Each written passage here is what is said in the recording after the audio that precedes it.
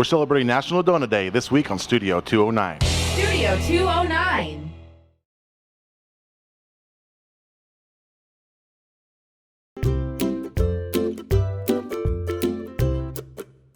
An average of 10 billion donuts are made each year in the United States, so it's safe to say donuts are a major staple of the American diet.